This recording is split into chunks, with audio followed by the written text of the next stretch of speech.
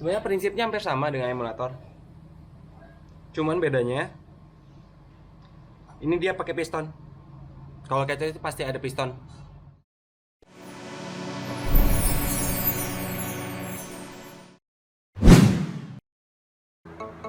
Assalamualaikum, lagi sama kita Acil Suspension. Hari ini kita dapat kerjaan dari Mas Ari dari Barn Shop Jakarta. Nih, ini sok depan R25 ya. Full kompetisi, dia buat dipakai di IMS atau Indonesia Motorsport tahun 2020 tahun ini ya.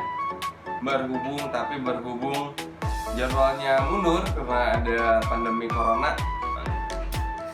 Jadi ya kita setup aja. Di sini kita nggak ngelakuin valving, kita cuma ganti oil seal aja sama servis semuanya.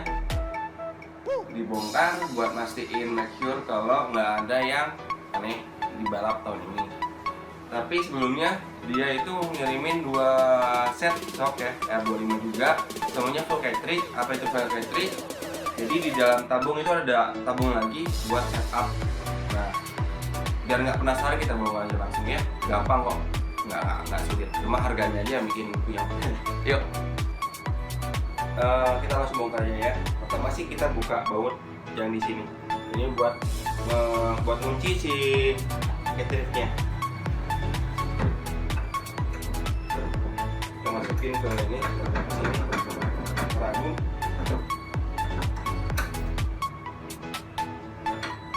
Buka ini.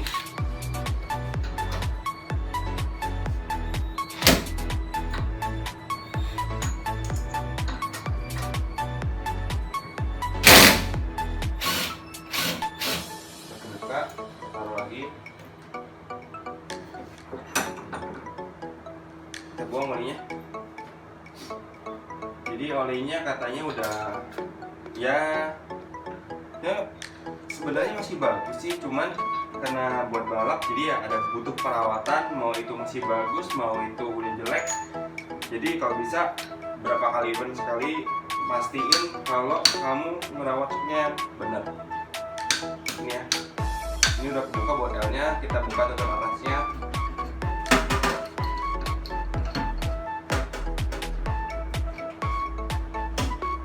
Udah, kan kabut cartridge-nya bisa keluar.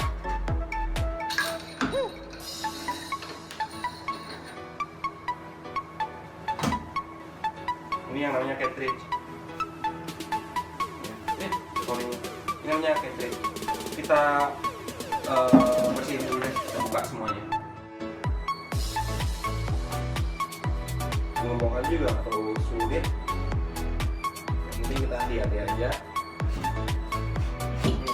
Kita bongkar, nanti kita jelasin satu bagian ya. Jatuh. Oke. Nanti kita jelasin per satu bagian. Ini preloadnya,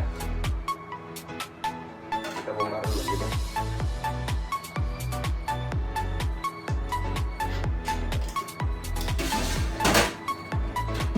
Nah, sekarang kita buka, misahin tabung cartridge-nya sama asetnya, kita bongkarin. Ini kita buang dulu olinya. Oh, udah olinya sih bagus. Cuma ya namanya balap ya harus pastiin semuanya nggak ada yang aneh-aneh. Ya ini pentingnya perawatan.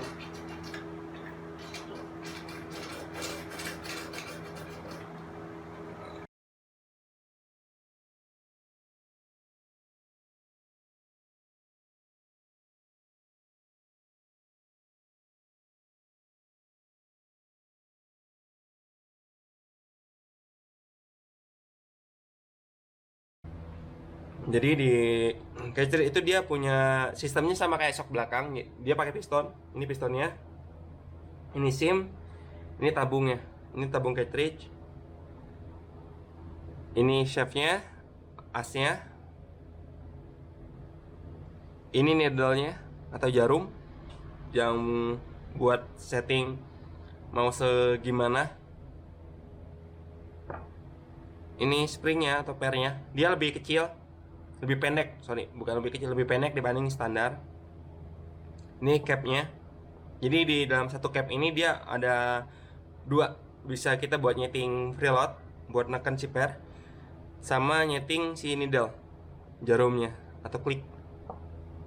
Ini semuanya kita susun dulu lah biar ngejelasinnya gampang.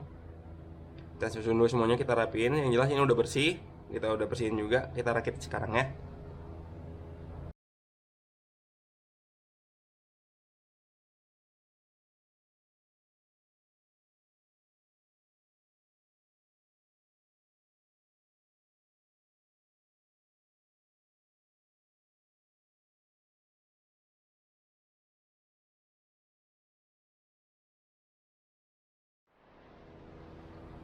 Di sini kita kayaknya dapat ini masalah kayaknya. Ini piston yang rebound. Ini kompresi. Masalahnya ada di sini. Harusnya deskomnya itu si simnya itu dia naik turun, cuma ini kekunci. Ini kekunci yang kompresi ya, ini kekunci. Sedangkan ini yang rebound dia fungsi. Tuh. Kelihatan nggak? SIM-nya itu pairnya main. Sedangkan ini enggak. Yang atas. Jadi kita kayaknya ke bubut dulu, kita bikin part yang ini. Soalnya ini harusnya ada gap, ada celah sedikit buat ngebocorin SIM begitu proses rebound. Karena ini kompresi ya. Sekarang ini rebound. Ini SIM piston yang rebound. Jadi kita bikin biar si SIM-nya main kayak yang punya rebound. Ini nggak main, yang di atas nih. Gapnya nggak ada sama sekali, jadi kita mesti bikin ke tukang bubut dulu. Ini, yuk kita bikin dulu sebentar. A few moments later. Nah jadi kita udah tadi ngebubut ya partnya yang rusak. Ternyata ini partnya yang mesti diganti. Ini yang bawaannya. Ini cartridge-nya baru saya pasang satu dulu. Ini cartridge yang kompresi ya. Ini kompresi. Nah bedanya dengan emulator itu sebenarnya prinsipnya hampir sama dengan emulator. Cuman bedanya ini dia pakai piston. Kalau cartridge itu pasti ada piston. Dia punya SIM kompresi. Ini kompresi, ini rebound. Karena kan geraknya gini. Geraknya itu saya cabut dulu ya yang ini ya. Ini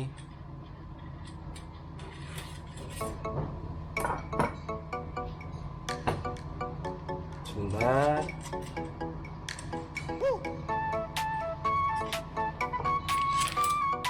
Karena gerak kompresi itu gini. Ini rebound.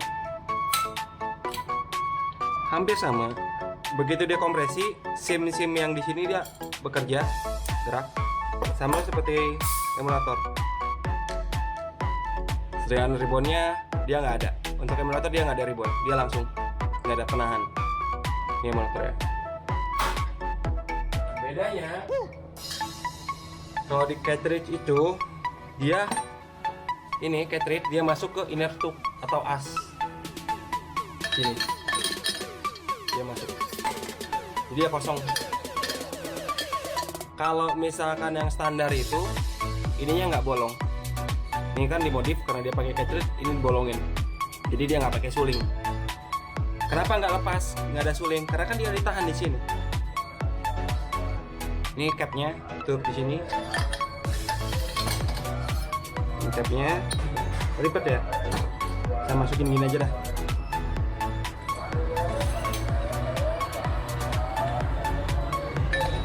Ini cartridge masuk. Ini capnya ngunci. Ini ya. Dan di sini dia ngunci ke outer loop atau tabung. Ini. Ngunci di sini. Jadi nggak akan lepas kok. Ini kan bautnya di sini masuk. Dia nggak akan lepas. Terus, nah, fungsi kerjanya gimana? Ya sama kayak tadi. Kita coba dulu. Jadi begitu kompresi, ini kompres, piston yang di sini bergerak, dia bekerja. Di sim-sim ini dia bekerja. Enaknya pakai cartridge, enaknya itu dia ada klik adjusternya. Ini klik adjusternya ya, di sini. Jadi semakin menekan, semakin nekan ke sini, lubang ini deskompresinya dia pasti ketutup dan semuanya full bekerja. Sim ini.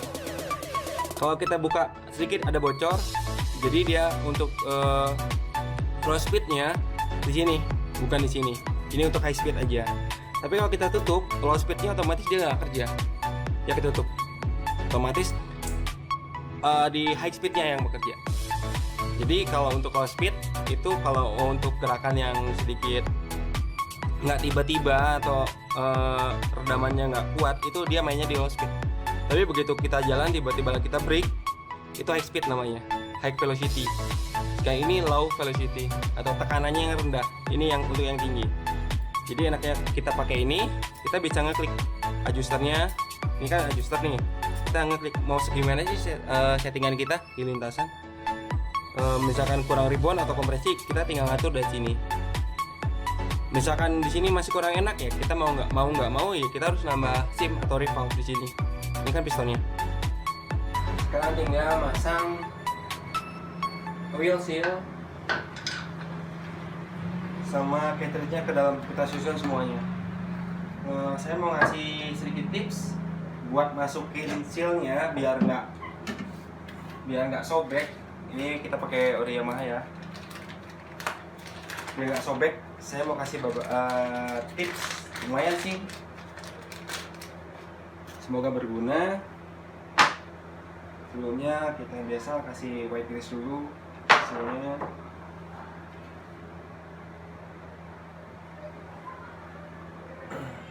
Kalau sealnya bawaannya tuh nggak ada masalah, cuman pergantian seal ya wajib sih kalau mau di servis. Ini satu dulu, oke. Di sini tipsnya saya mau ngasih tips biar gimana caranya masang oil seal ke sini tanpa lecet atau sobek. Caranya pakai seal tip. Ini kita seal tipin dulu.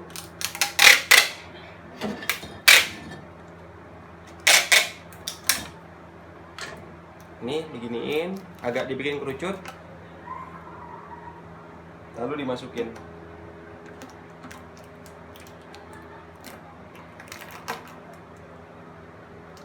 Pelan-pelan. Sip. Tuh.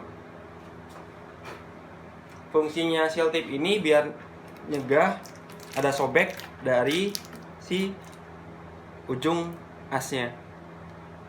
Kita buka lagi, ini udah beres. Ini kan agak tajam nih. Kalau kita pakai seal tip, dia nyegah supaya sobek di sini. Ini udah kepasang, kita tinggal pasang semuanya.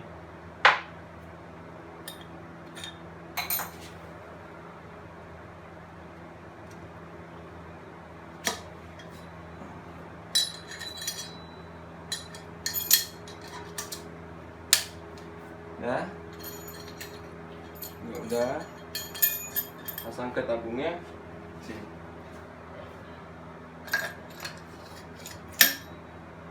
Tapi lupa saya, ini harus dikasih grease lagi dikit biar nggak terlalu seret.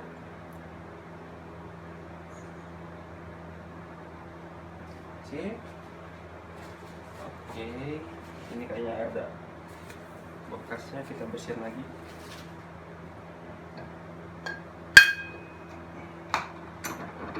Taruh di sini.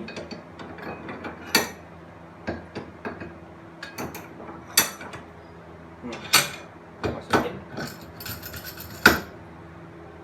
Dan satu lagi tipsnya, kalau biasanya kan kita masukin ini pakai obeng ya atau apapun itu yang agak keras, tapi resikonya nanti takut disobek.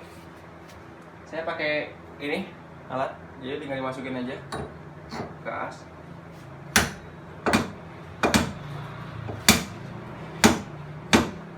Oke, udah masuk. Kita pasang ininya.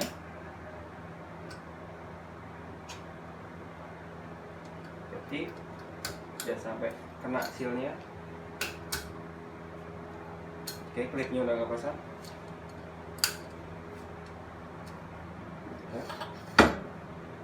Pasang seal dustnya. Bisa pakai ini dulu.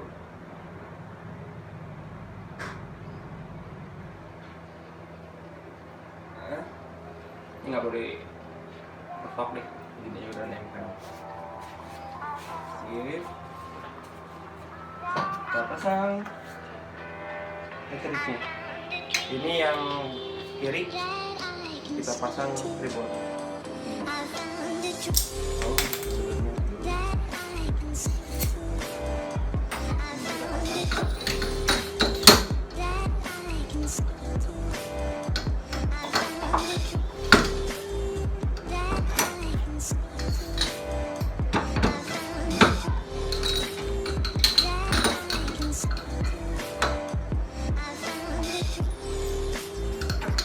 Boleh kita pasang. Baterai yang udah masuk, kita tinggal pasang.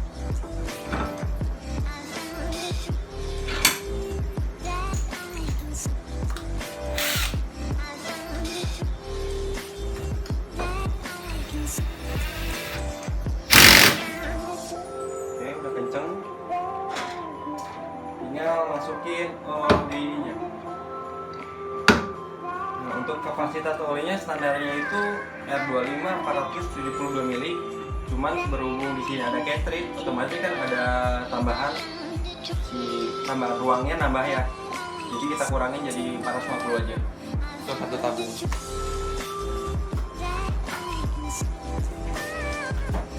Olinya tetap kita pakai Ultras yang 10 WT yang medium.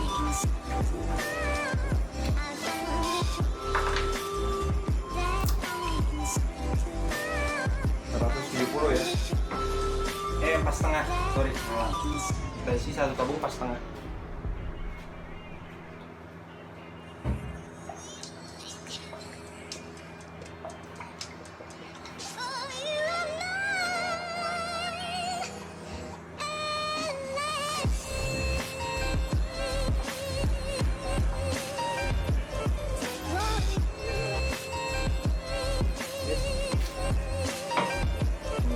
Kita isinya pelan-pelan.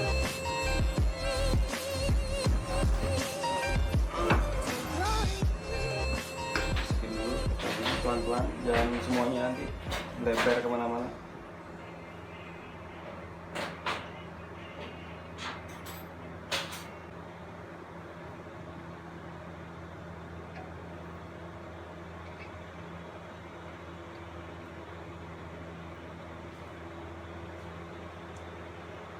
Kita masukin pernya.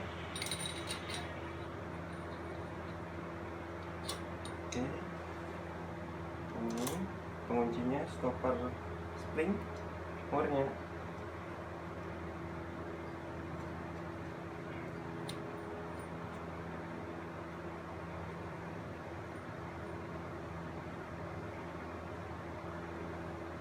Dan terakhir tutupnya.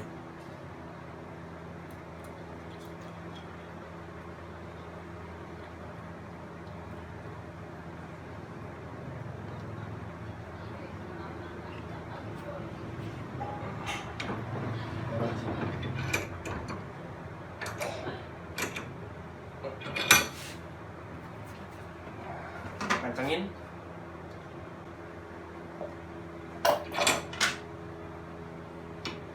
Ini dikunci.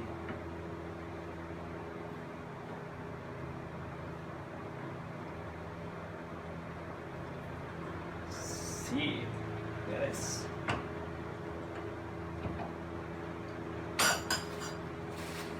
Kita lihat. Ini kliknya masih 0. Kita coba tekan, moga-moga kelihatan perubahannya.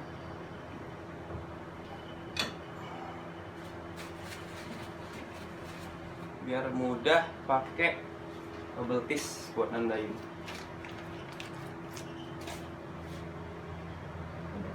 nggak nyampe. Iya.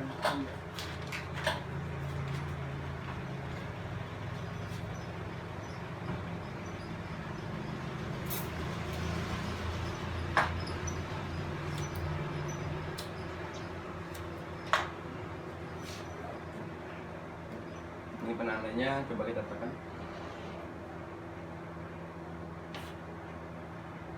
Ribbonnya belum ya, karena si klik adjusternya belum saya masukin. Coba kita rubah sekarang.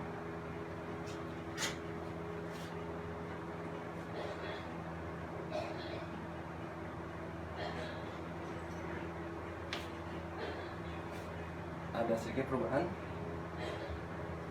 Dia ribbonnya agak lambat. Ini lambat.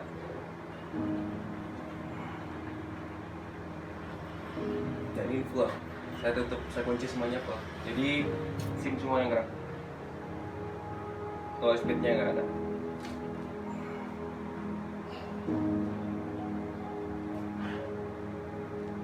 Dia lambat ya. Kita buka lagi.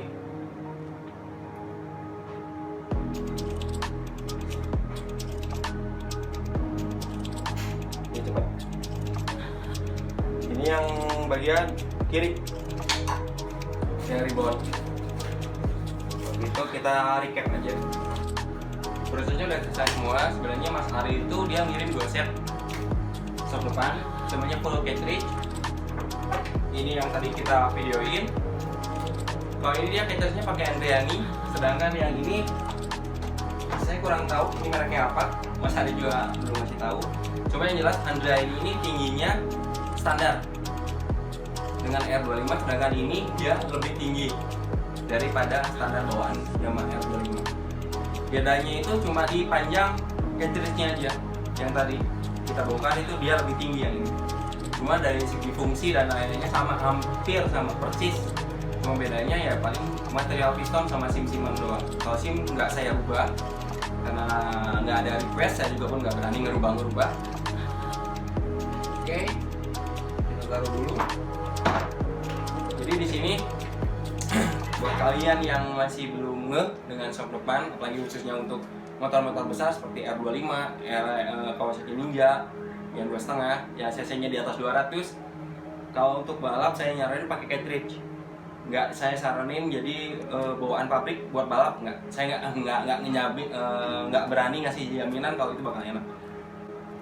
Untuk balap kenapa ini lebih worth it dibanding bawaan pabrik gitu, apalagi untuk transport 2,5, menurut saya sih ya ini udah jawabannya ya ini kan cartridge. Kita pakai cartridge. Jadi selain lebih mumpuni waktu manuver, kita buat setupnya juga enak. Di sini ada kita dikasih 2 settingan ya. Pertama ini pre-load yang ini buat tekan air dalam, dan ini adjusternya yang di tengahnya buat nutup si klik, entah itu klik ribbon atau kompresi. Jadi ada settingan low speed atau sama high speed. Ini beda banget sama bawaan standar ya kalau cartridge. Jadi kita bisa settingnya itu bisa dari adjusternya. Contohnya kayak gini. Ini kompresi. Kompresi saya nolin dulu. Oke, saya buka dulu speednya. Nah, coba. Ini keras. Terus kita tutup. Jadi low speednya nggak ada. Ini langsung main di high speed. Ini keras. Tapi kerasnya keras ngeredam karena low speednya kan ditutup. Jadi buat nekan ini main ke bawah, kompresinya dia harus buka sim, susunan simnya di piston. Ini kompresi. Kalau ini ribbon, ini yang ribbonnya ya. Kita tutup low speednya, kita tutup ribbon. Justru kita tutup, jadi low speednya nggak ada, langsung main ke high speed. Kita coba tekan.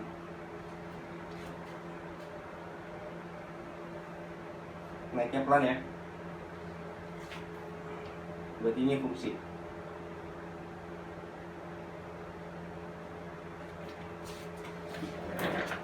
Terus kita ngebahas dari preload. Ini kita nolin. Jadi fungsinya preload sama kayak yang pernah saya jelasin waktu itu di emulator.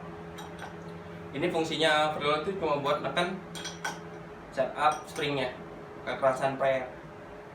Jadi kalau misalkan pernya kurang, si shocknya kurang keras, bisa mainin dari sini. Selain dari adjusternya ya, kita bisa mainin dari preload. Itu lumayan ngebantu banget lah. Bukan lumayan, ngebantu. Sekian dulu. Kalau misalkan ada yang kurang mengerti atau ingin ditanyakan, silahkan di komentar. Insya Allah, kalau saya sempat saya pasti balas. Dan kalau misalkan suka sama videonya, silahkan di like. Kalau nggak suka, silahkan di dislike. Itu nggak masalah buat saya. Terima kasih buat Mas Ari udah ngasih jobnya yang luar biasa buat saya, ilmu baru buat saya, pengalaman baru buat saya. Ya mungkin ya sekian dan terima kasih deh. Bye.